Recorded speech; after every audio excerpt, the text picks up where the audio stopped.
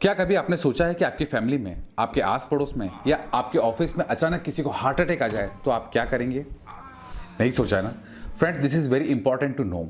आपका सिंपल सा जवाब हो सकता है कि साहब हम उस पेशेंट को इमीडिएटली हॉस्पिटल शिफ्ट करेंगे। फ्रेंड्स, ऐसे कितने केसेस में देखा गया है कि पेशेंट को इतना समय नहीं होता कि उसे हॉस्पिटल तक शिफ्ट किया जा सके। तो इस इमरजेंसी सिचुएशन में क्या कोई ऐसा तरीका है, क्या कोई ऐसी टेक्निक है जिसके थ्रू हम पेशेंट की जान को बचा सकें?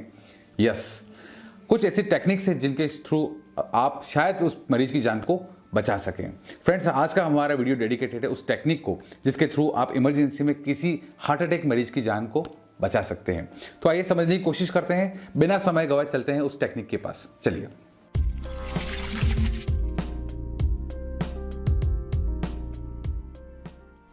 फ्रेंड्स, आज के इस वीडियो में हम जिस टेक्निक की बात करने वाले हैं उसके लिए ना तो आपको डॉक्टर होने की जरूरत है, ना ही आपको किसी सर्टिफिकेट की जरूरत है।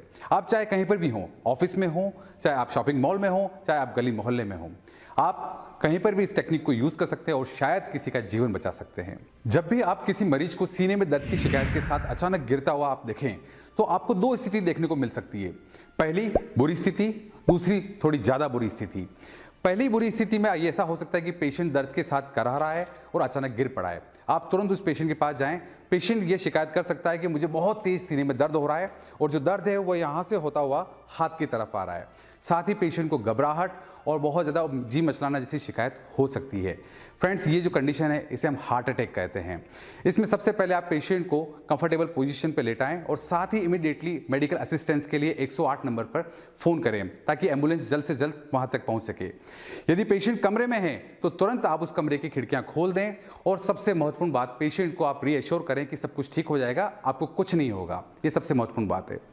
लेकिन फ्रेंड्स, यदि हमारे पास दूसरी स्थिति है जिसमें पेशेंट बेहोश हो चुका है, यदि आप उसके पास जाएंगे, उसका चेकअप करेंगे तो आप पाएंगे कि ना तो उसकी सांस चल रही है, ना ही उसमें नाड़ी या पल्स आ रही है और ना ही पेशेंट अब आपसे बात कर पा रहा है।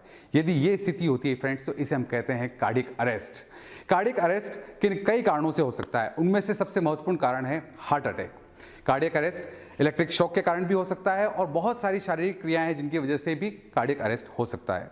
जो भी कारण रहा हो, यदि पेशेंट आपको कार्डियक अरेस्ट का मिलता है तो सबसे पहले आप जो करेंगे वो है सीपीआर, जिसे हम मेडिकल टर्मिनोलॉजी में कार्डियो पल्मोनरी रिससिटेशन भी कहते हैं। आइए फ्रेंड्स, मैं आपको लाइव डेमोन्स्ट्रेशन के थ्रू बताता हूं कि यदि पेशेंट आपको कार्डियक अरेस्ट का मिलता है तो हम किस तरीके से 10 मिनट में उस पेशेंट की जान को बचा सकते हैं। आइए देखते हैं।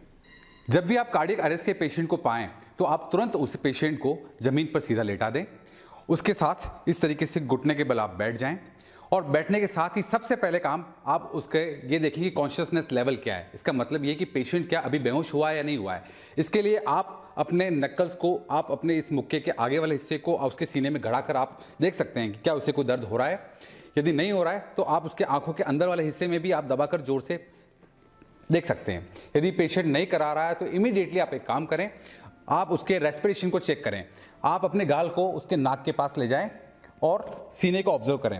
यदि सांस नहीं आ रही है, दैट मीन्स ये पेशेंट जो है क्लिनिकल डेथ की सिचुएशन में जा चुका है और इस पेशेंट को इमीडिएटली सीपीआर की जरूरत है, जिसका डेमोन्स्ट्रेशन मैं आपको करके दिखाने वाला हूं। कार्डियक अरेस्ट के पेशेंट को सीपीआर देने के लिए सबसे पहले आप पेशेंट के पास इस तरीके से घुटनों के बल बैठ जाएं और अपने हथेली को पेशेंट के दोनों निपल्स के बीच में, सीने के बीचों बीच इस जगह आप रखें और दूसरे हाथ को इस तरीके से लेते हुए इसको इंटरलॉक करें।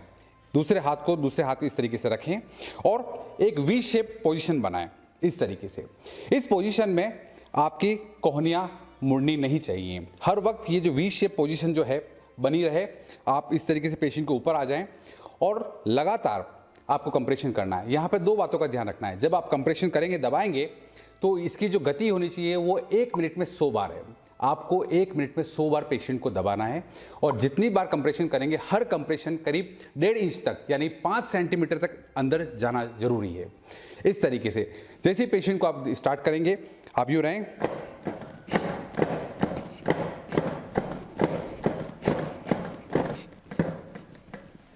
यह कंप्रेशन फ्रेंड्स आपको तब तक शुरू रखना है जब तक कि पेशेंट को होश ना आ जाए या जब तक आपके पास मेडिकल असिस्टेंस टीम ना पहुंच जाए।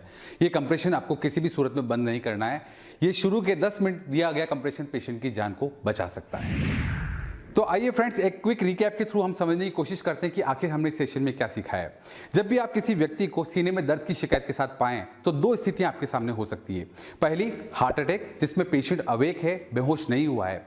यदि ये स्थिति होती है तो आप पेशेंट को किसी कंफर्टेबल पोजीशन में दें और साथ ही मेडिकल असिस्टेंस को फ़ोन करें ताकि पेशेंट को जल्दी ये मेडिकल असिस्टेंस मुहैया हो सके। साथ ही पेशेंट को रीएश्योर करें कि सब कुछ ठीक हो जाएगा, घबराने की जरूरत नहीं है।